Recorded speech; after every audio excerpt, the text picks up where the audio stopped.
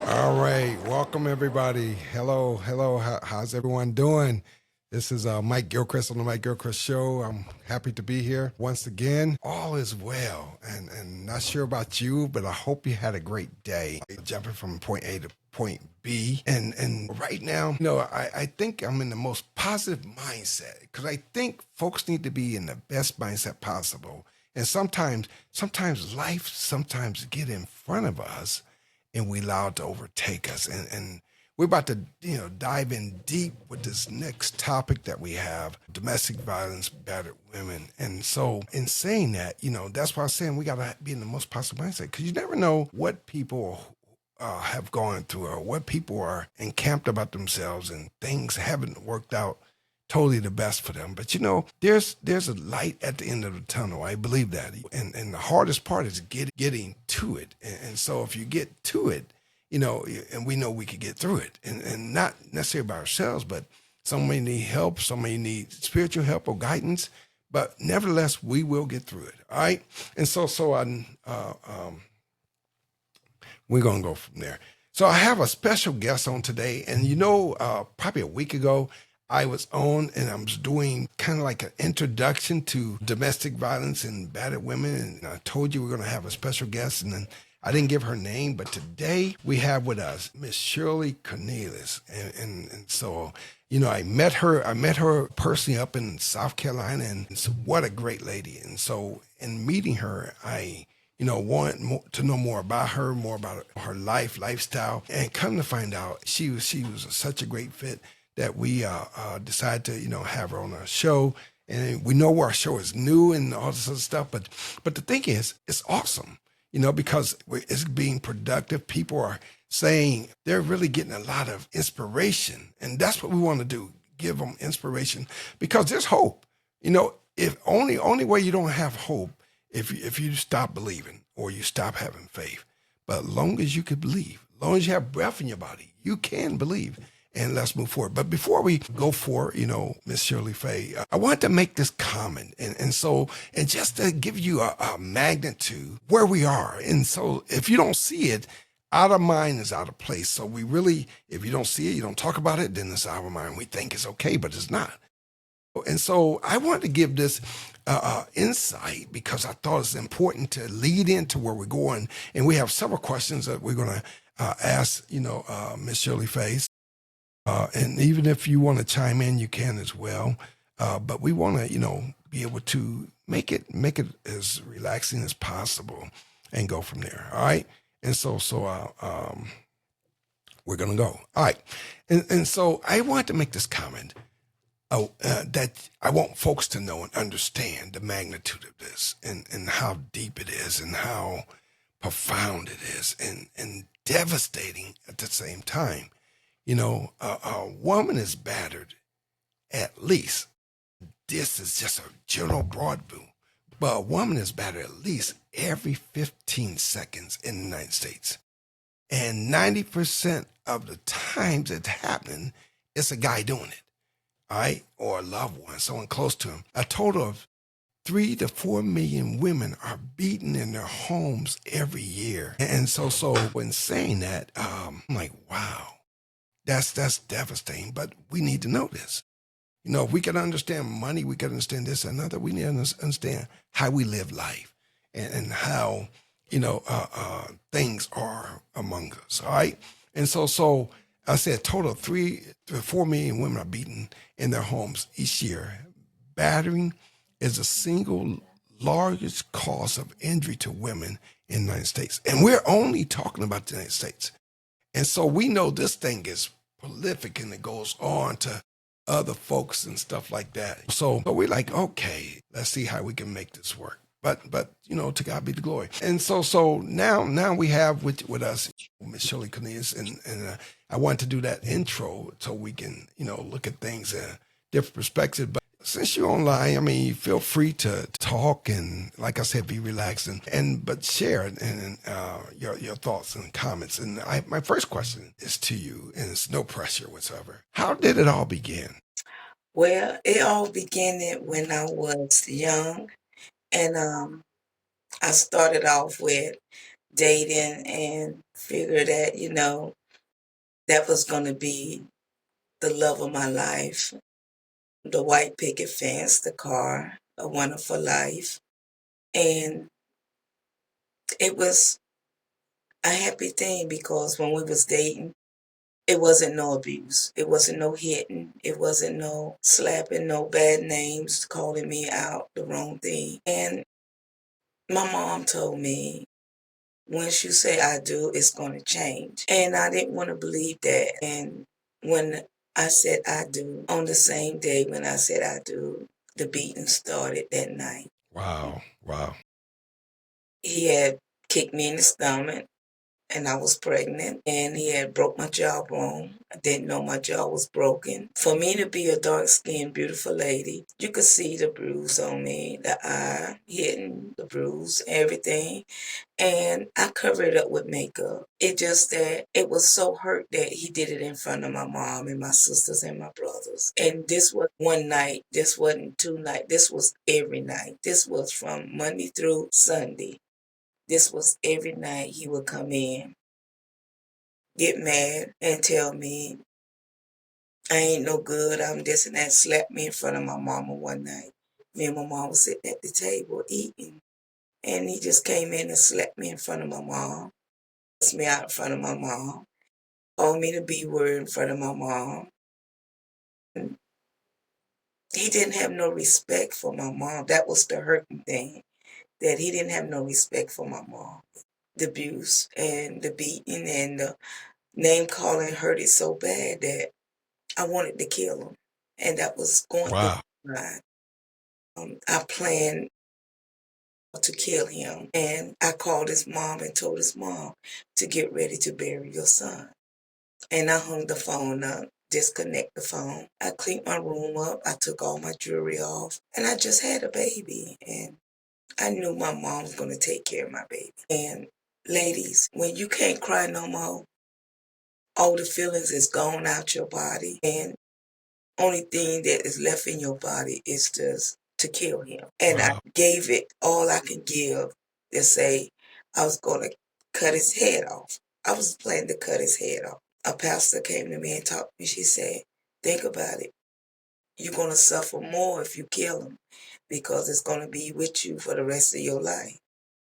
And I prayed so hard one night. I prayed that I couldn't pray no more. And I got in the shower. And I got out. Soon I got out the shower. Excuse my expression. If y'all don't know what black stars look like, when he hit me so hard, I saw black stars. And I figured it was my time to leave. When he hit me, backhand me so hard that I passed out just that fast. And when I got up, Right. everybody was standing over me, looking at me like, you okay? And I said, yeah. And I got up the next morning. I put makeup on. I packed my face with makeup just to go to church so no one couldn't see it. So I got up and went up to the front pew and asked for a prayer. And the lady looked at me like, you been beaten real bad, haven't you? I said, no. She said, I could see it now. Because my makeup had done came off my face. And when I turned around, everybody looked at me like, and I told the pastor that I was going to kill him. And he was like, no, just give it time. And I gave it time enough, y'all. And then on top of that, he was in the army. He was a military. Right. And I plugged the phone back up. The next morning, he got a call. His first sergeant said, I'm going to send him to Germany just to save his life. And that's where he went for 3 years. He stayed in Germany. Then he called me and asked me to come to Germany. After he told me one of his guys in the unit threw his wife out the window and killed her. Wow. And I said, I'm not going to Germany because I felt like I would have came back in a body bag. And it's scary, y'all, because when you wake up and a man on top of you, beating you, constantly beating you every day for what reason? To this day, I still don't know. And I asked him, why did he beat me? He said he didn't know why he was beating me. Right. So did you go to Germany? No, I didn't. Okay. Excellent. I was going, and one of my kids' godmother told me, she said, don't go to Germany because her husband had beat her real bad. She came back from Germany and filed for divorce, and she showed me what to do. And she was like, Faye, don't go to Germany. He's going to kill you. And when he came home on leave, y'all, he came home on leave. He beat me again. He beat me again. He beat me Wow. again because I wouldn't allow him to sleep in the bed with me. And I told him, I want to wake up. I don't want to wake up beaten, bruised. And my mom came in the room and told him to leave. He said, I'm not leaving. And I said, you got to leave. If you don't leave, I'm calling the police. And he was like, what they going to do? They ain't going to believe you. So he punched me real hard. I had a big knot on my head. And I went to the emergency room. The doctor said, if he hits you again, you're going to die. And I said, oh God, please don't let me die in my house with my kids, my mama, my sister, and my brother. And I just couldn't take it no more. And I went in the kitchen and boiled some hot water and threw it on him. Wow. And it missed him. And he looked at me like, oh, you trying to scar me. You trying to burn me. And I couldn't say nothing. My mom looked at me like, Faye, it's not worth it. Let it go. And I walked out the house with a bag of clothes and my daughter and walked down the road. It was pouring down rain. I was trying to get away.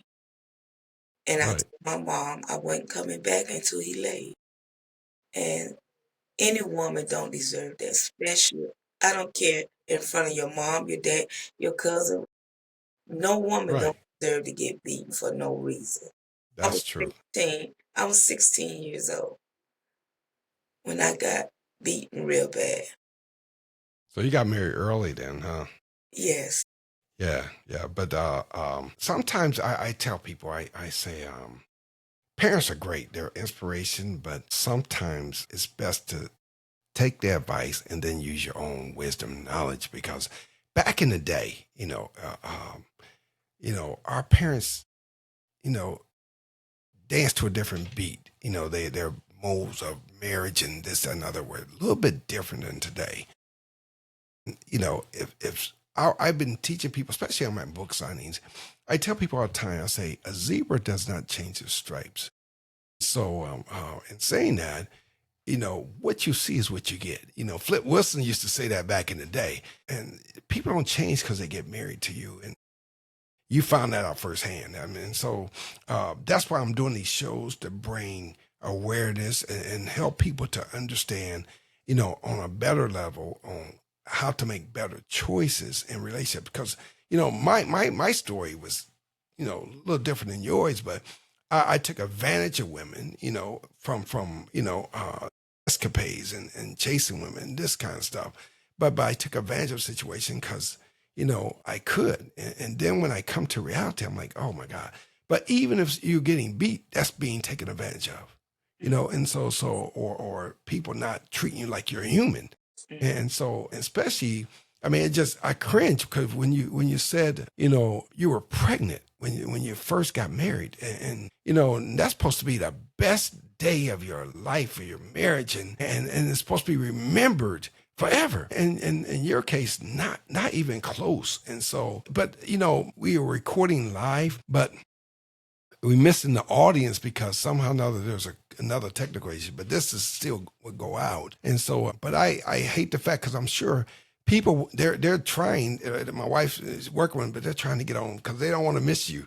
And so, and I'm not sure what the issue is. So we have to check with you know, uh, um, the people, the vending folks that we got the stuff from. I We supposed to have, huh? understand a lot of emotional things that when I was growing up because I was raised around a lot of older people and I was into more of trying to live right. My grandmama kept us in church and Right. my aunts and uncles now make sure we was great. My mama didn't have no issues about her kids. She raised her kids by herself. My dad wasn't abusive. Excuse me. My dad never hit my mom and he just did a lot of things that a knowing man would do is cheat. My mom never suffered. My mom wasn't never hurt because she had her mom, her brothers. Everybody supported us.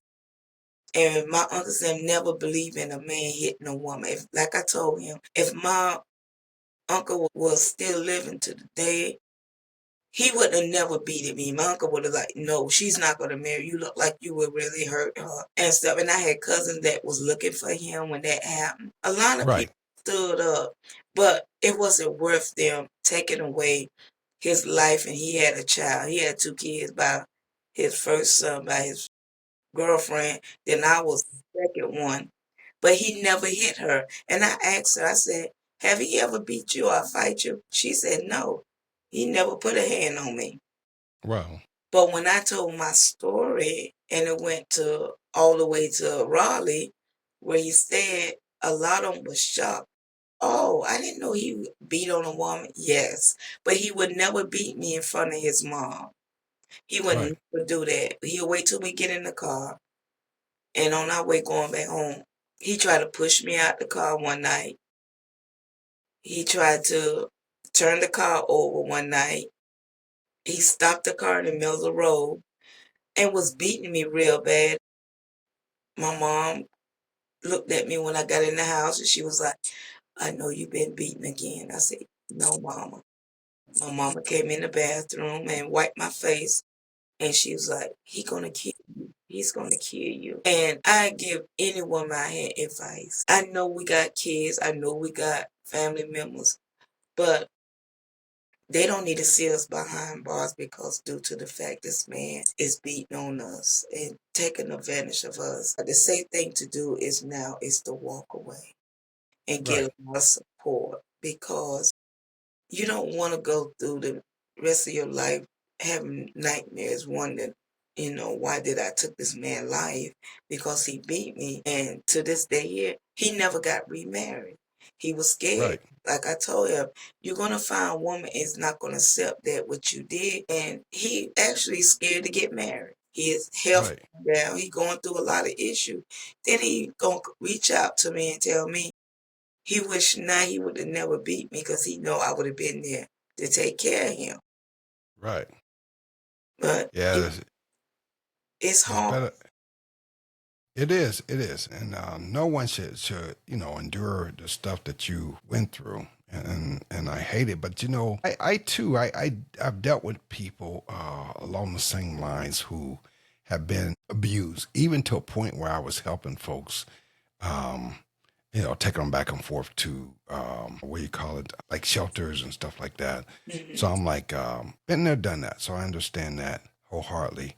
And so so I have a passion, for how, to deal with people who's been through some emotional turmoil as you. And so tell me why is it, well, first of all, I want to ask you, why didn't you run? Why didn't you get away? I mean, Because, like I said, I was young. I was proud of myself. I had my first husband, my first child. Never been in a relationship, in a long, long relationship. I always just had friends. I wasn't the type of female was out there having, relationship with different guys. I was very picky about myself. I was more of a glamour girl, I was stuck on myself. right, right, And right, I felt like I can get any man that I wanted to be happy. This one here, he was older than me and I like older guys. I never date guys my age. right, I felt like, okay, I'm gonna get everything I want. I'm gonna get a car, I'm gonna get a house, I'm gonna get my, life in order. I just looked at him like he was my everything. And I put all my trust in him, you know. I wasn't the type of woman that was out there desperate because I did have money. I had money saved up. I bought my own trailer. I right, bought it in my name. I didn't put it in his name. And, I did everything that a strong woman needed to do. But I didn't know I was going to end up in a situation where I had to fight a battle that I didn't have to reach Like out you're to a like lot of people. yeah, you're like many women. A lot of times, women when they meet these guys, they don't know what to expect, how it's going to turn out, and then I think, I believe just personally that most people are shocked when they meet someone, and then they go from Dr. Jekyll to Mr. Hyde, and you're like, oh my God, or Mr. Hyde to Dr. Jekyll. And I'm like, wow, it's amazing. And that's why I asked the question, like, why didn't you run? Because When I sometimes, tried to, when I did try to run, he always came back with excuses and for me to be the type of person I was, because like I said, I had a mama figure, a strong mama figure, a strong grandma figure. I had a lot of strong people on my side to protect me and look out for me, like on my daddy's side, all my uncles. right?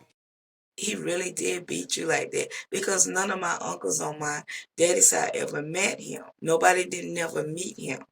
Because if Yeah, I that's would have yeah. said this is the man that abused me and beat me, they probably would have killed him. Right, right, right. But I'm kind of partial to the old fashioned, even though I was the modern day, like I call myself Don Juan, but the women, kind of like came at me. But I think I like the old fashioned values where whoever you're, dating, deciding to get married to, they should meet the whole family. Seriously, because somebody might know something about them that can That was afford you. And that was my big mistake. Yeah, He met some of my family on my mama's side, but he never met none of my family on my daddy's because I knew how my daddy brothers was, and they were the type of men that they never hit a woman. They said if a man hit a woman, he won't fight a man. right, right, So like I said, when the beating started, we was heading to meet my daddy's side of the family, and I couldn't do it. He was like, "When we going to meet?" And like I said to this day, when that came, he was like, "I didn't meet nobody on your daddy's side. I don't know nobody on your dad." I said, "Trust me, if you would have met all my daddy brothers and my cousin them, you wouldn't have lasted long because the right, thing would have came out my mouth and said he beats me every night. He's gonna beat me when we leave." And I knew right right, then, special one of my I knew they would have took him down in that cornfield and beat him to death. right. But like I said again, I was protecting me more than I was protecting anybody else. And my child, I was protecting my child and me because once I said that door will open up and a new world will start, it won't be with him. And the only thing that really hurted me when my daughter was so much in denial of me, like, "You cheated on my dad, you did all kinds of things to my dad," and she never knew the truth, and when she found Right. out the truth, she started crying. She was like, "Mom, did he really beat you?" Like, I said, "Yeah." I said, "If I could find them pictures," 'cause back then, they had still pictures. The doctor would take pictures every time I have a bruise. The doctor said, my book is almost filling up with all the bruise he put on Right. you." And he would number every last one. To this day, I got a scar right here on my face where So, he. so you had hospital stays as well, right? Because of the turmoil that you were going through. Well, You stayed. I was in denial because I went home. I never stayed in the hospital. I Okay. was afraid to because I would think that I would mess up his career. Yeah, yeah. So you beat yourself up too on top of Yeah, that. that's why I Yeah. said for me to be young and not paying attention, all the stuff that I should have done to him. To this day, when I got a divorce, the judge that did the divorce wanted to lock him up because the judge saw the picture. He was like, "Oh, I'm gonna sign for you to get a divorce." He wasn't signing the paper, but the judge signed it. He was like, Right. "Did he beat you all this time?" And out of all, I had over 22 pictures. Wow. Wow. That's too much. One is too much. Yes, One. Yeah. And but I tell you, I've seen it firsthand. I mean, growing up myself, because back in the day, when I was growing up, I mean, the women's rights of today is so different than yes, back then. And so women have become more liberated and they become stronger as martial artists and, they fight back. There is a movie out. I love this movie with Jennifer Lopez. It said enough. enough. I hear it in your conversation where you too said enough, because you said I was going to kill the guy, and you probably were saying something else, but I'm not going to say it here, but sometimes, we get to this point, but everybody, I'm sure you heard this, everyone has a breaking point. But let Mhm. me ask you, do you tell your story often, or why you think it's important to tell your story? I mean, Well, I understand some is obvious, but for you personally, when I've recently started telling my story is back here in before 2000, I was with a friend of mine who was at a group thing and was into the motion of having a nervous breakdown with my hmm second husband. I took a lot of frustration out on him, what I went through with my first husband. And it was a big challenge because I was just I was just going through something that I just didn't care. I live or die. I didn't care if I do the things I was doing. It was a lot of stuff taken advantage over because I felt like no one wasn't hearing me and right, no one was paying me any attention when I was going through so much and I didn't know what to do with myself. I started losing a lot of weight. Um, right, I was drinking heavily. I was out there racing, acting crazy, just trying to find me. And a lady came to me and she looked at me. She said, "You're a beautiful lady. hmm Why would you want to take your life?" I was in the hospital. I didn't even know I was in the hospital. wow, And they put me on suicide on that floor, on the ninth floor, because, like I told him, I'm going to take my life regardless. No one gonna stop me from doing it. And the guy looked at me like, why you wanna take your life? I said, because no one haven't heard my cry. No one haven't heard my voice.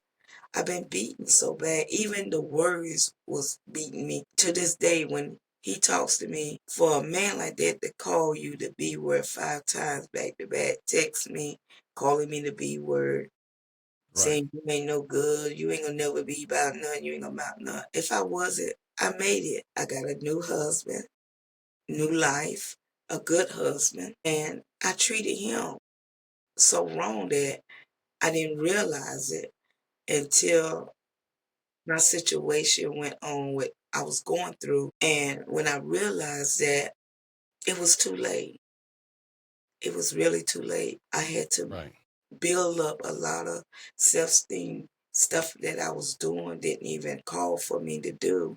I did it. And right, I went to the church and I told the church, I said, "Hey, forgive me, God, for my sin. I cheated on my husband. I was out here doing stuff. I tried to do certain drugs that I never thought I would never do. And it just took me over the limit where I thank God never got in a bad accident.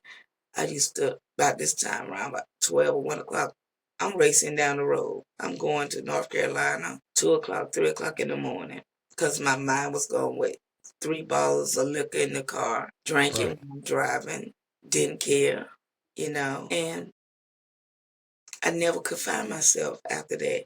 And when I finally did, I had to put myself in a place that I didn't want to be.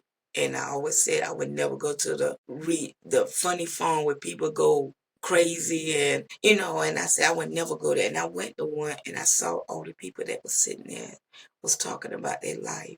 One girl said she was raped, she ended up with AIDS and she didn't know. And wow, one lady said she was there because she was drinking.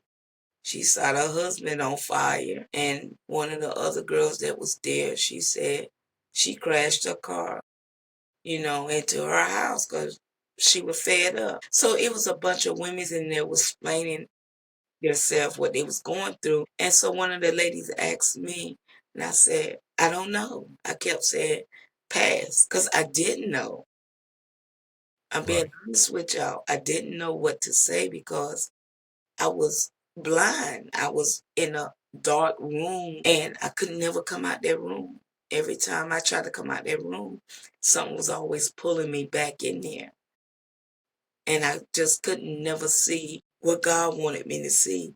And when I did, I finally gave in and I just came out with it, start talking about it, explain to women. And when I did that, a lot of people asked me to go on this show, asked me to do this, do that. And I kept backing off because I felt like no one still wasn't gonna hear me. So one guy did hear me. He's like, "Can you come on my show and let's talk about it?" I said, "Yeah." So we did Right. face thing, and he was like hurt. He was like, "My sister went through the same thing, but she didn't survive." And I was like, "Oh my God." He was like, "Yeah." Right. And I was like, "You survived?" And I was like, "Yeah." Think about average women out here still going through it, like you said, and don't know who to turn to. And I would love to open up my arms and hearts to any woman that is going through that. Right. Right. Yeah, that's pretty amazing that you didn't have anyone to run to, because that's one of my questions. And I think it's a lot more help now versus, you can reach out, there's restraining orders. Sometimes they work, sometimes they don't. Just it's all kinds of help out there. Sometimes churches are good, sometimes churches are not. I'm a pastor myself, and we have to care for one another at all levels, and give people a place to reach out to. Yeah. And let me ask you: you're telling your story, you don't mind sharing it, and do you think it's that you have recovered from the abuse, or is it an ongoing process? Because you say you're married now and your life is way better. So, do you think you recovered? And I want you to answer that because I want to answer for you. But do you think you? Yes, I recovered from it because I felt like with all the stuff that I was doing and didn't realize it when it came to the point where I realized what I was doing when I opened up to the church. I was out here seeking for churches. I was going to a lot of churches and to feel comfortable to talk about it and to feel more safe to talk about it.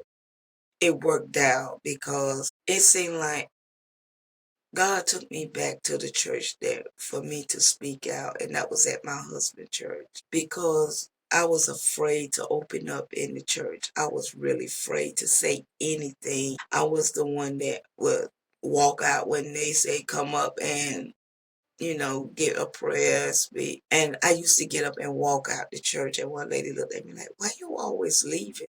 I said, "'Cause I don't want nobody to be touching me, knowing me, or trying to get me to come up there and talk." So when I finally found myself and got back right, and when I opened up, I had more secure in myself when I gave it to God. I was a child of God that was running. I was running from God.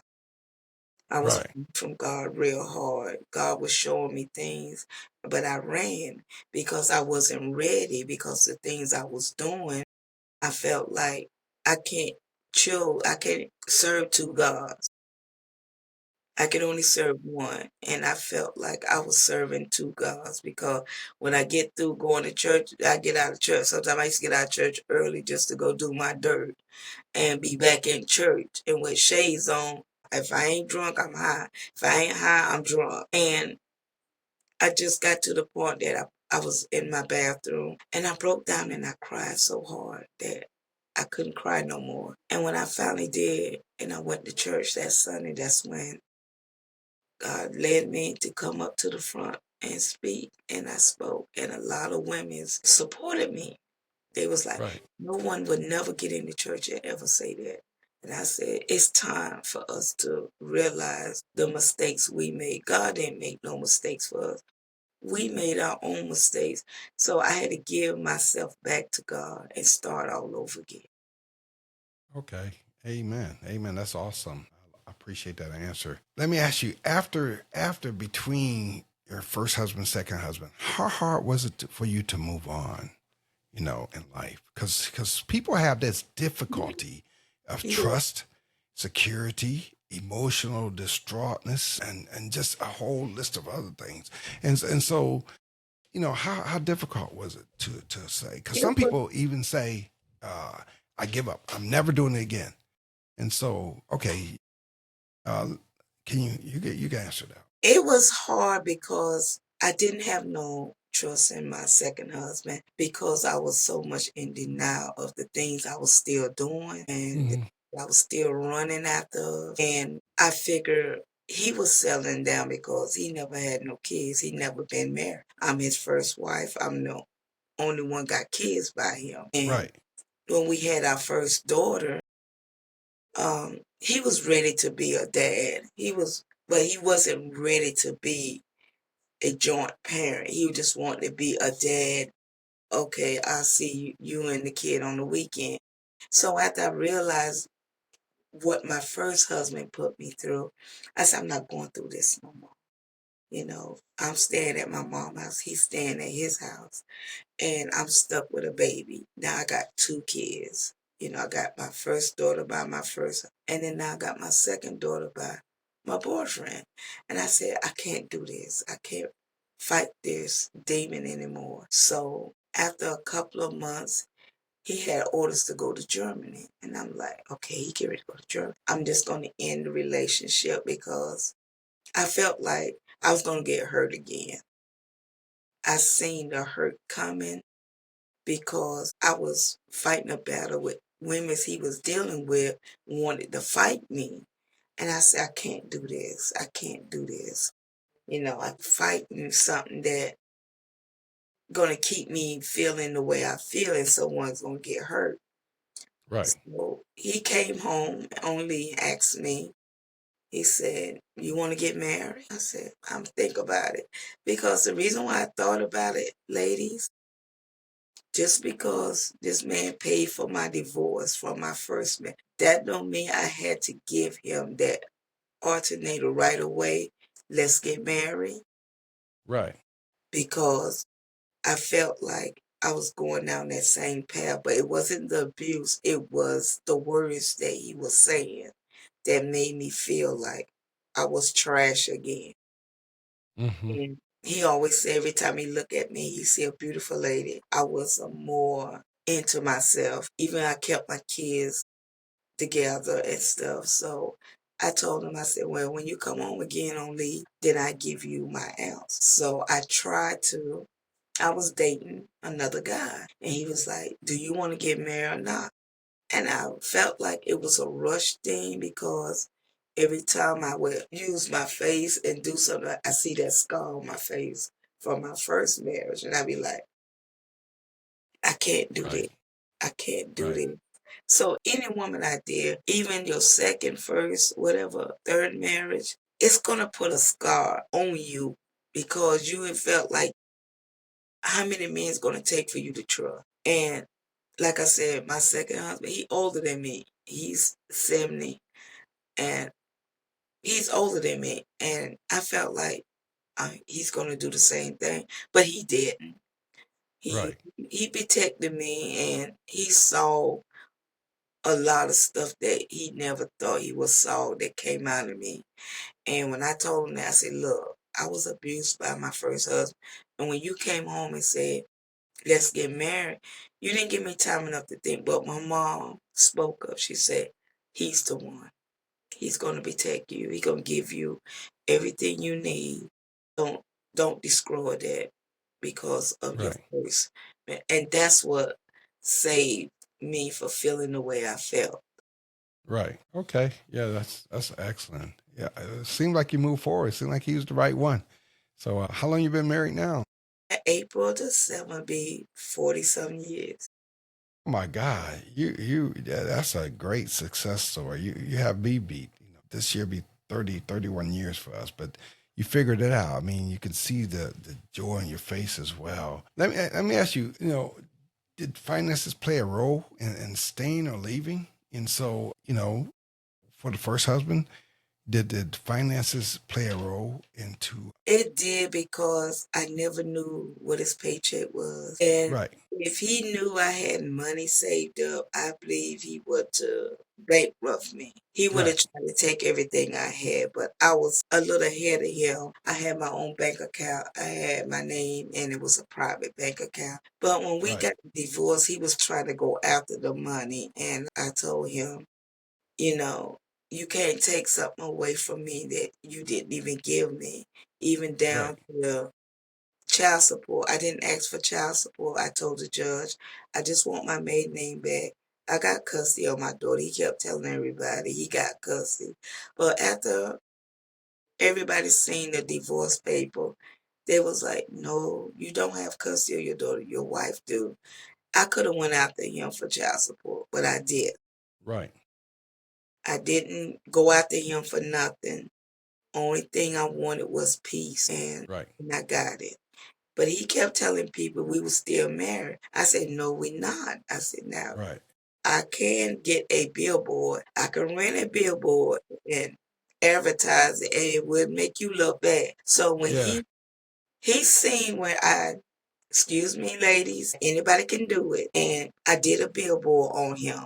I got a big sign billboard they had I rented in North Carolina. Right.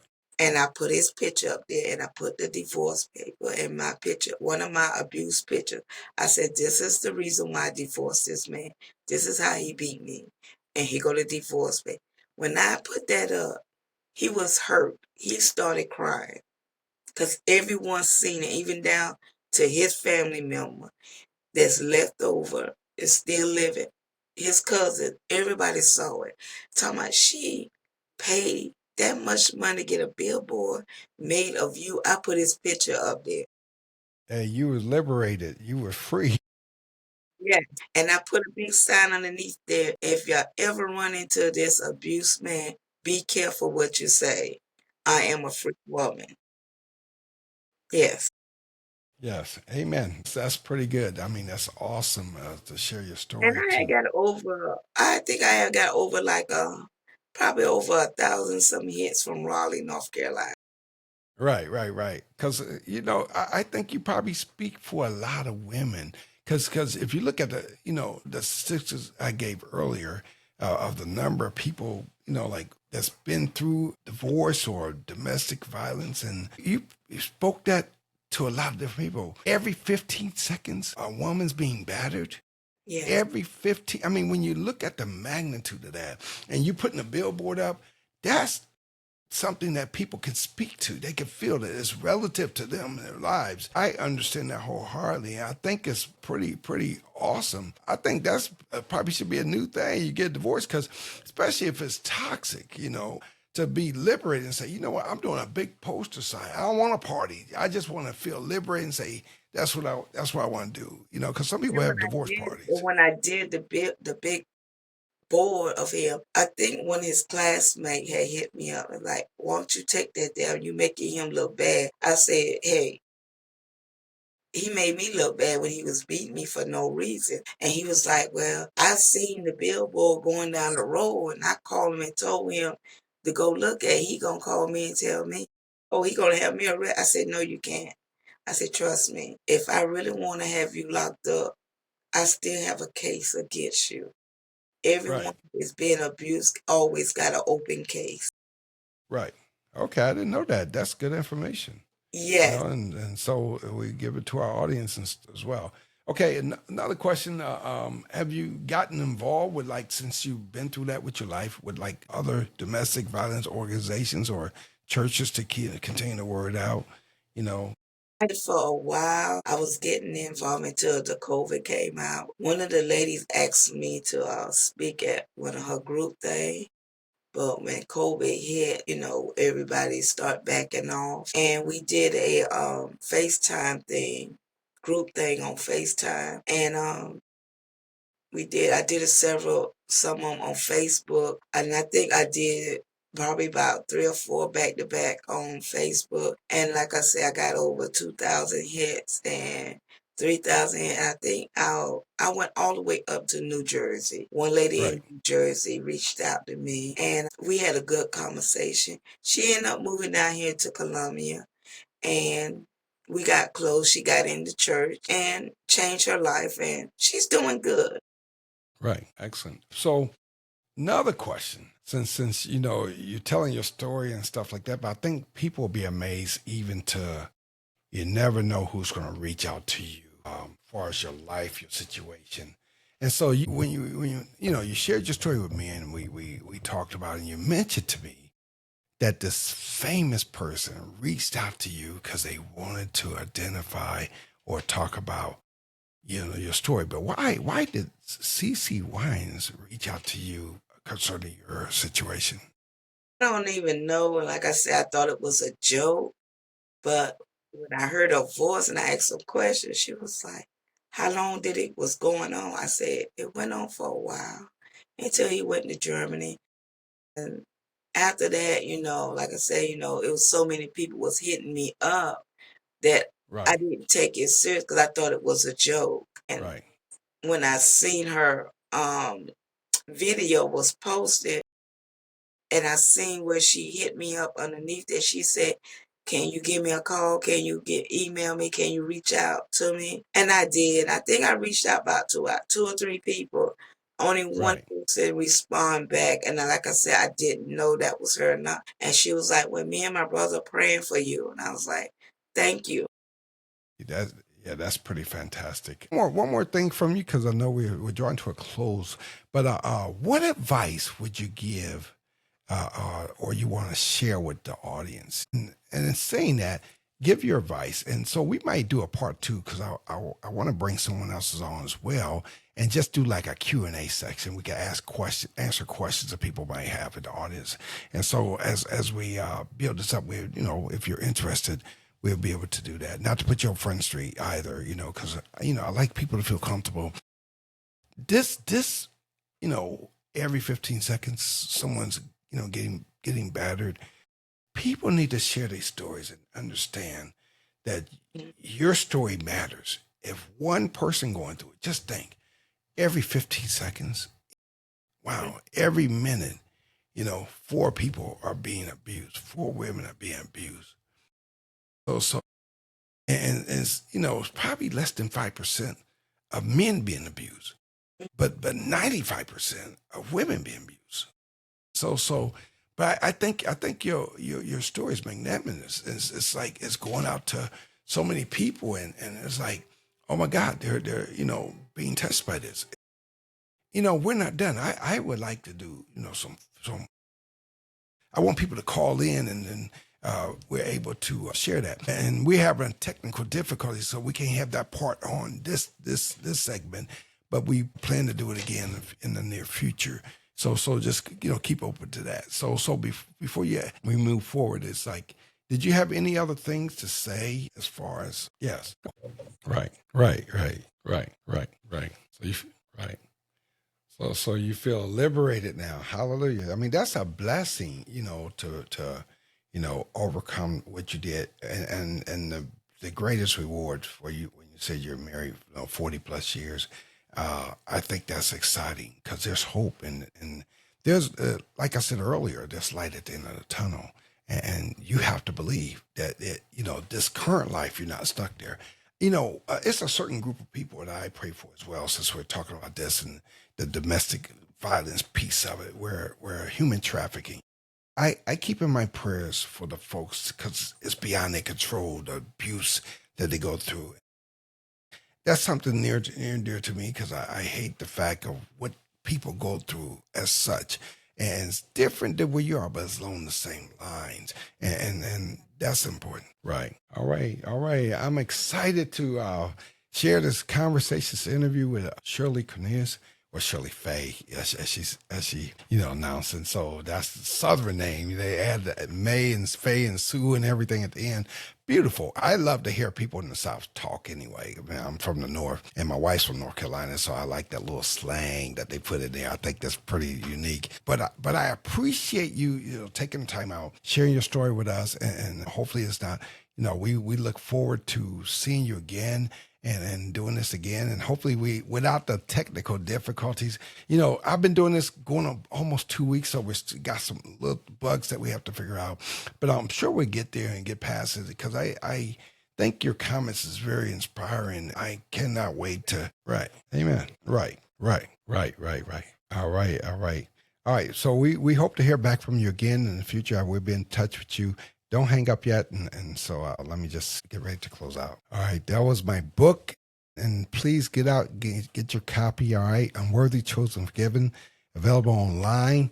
And so that was it. All right. I'm all over social media. So hopefully, you pick up your copy, enjoy it. And I'm working on my current book now called for women. I haven't put the title out yet. I have a title, but I'm not releasing it yet because I want to make sure it's all copyrighted before I do that. But thanks for joining us. Thanks a lot again, Miss Shirley Faye. Hey, man, I just appreciate you all joining us. And until next time, God bless. As I always say before I close, faith connect to the power words, bring forth reality of God.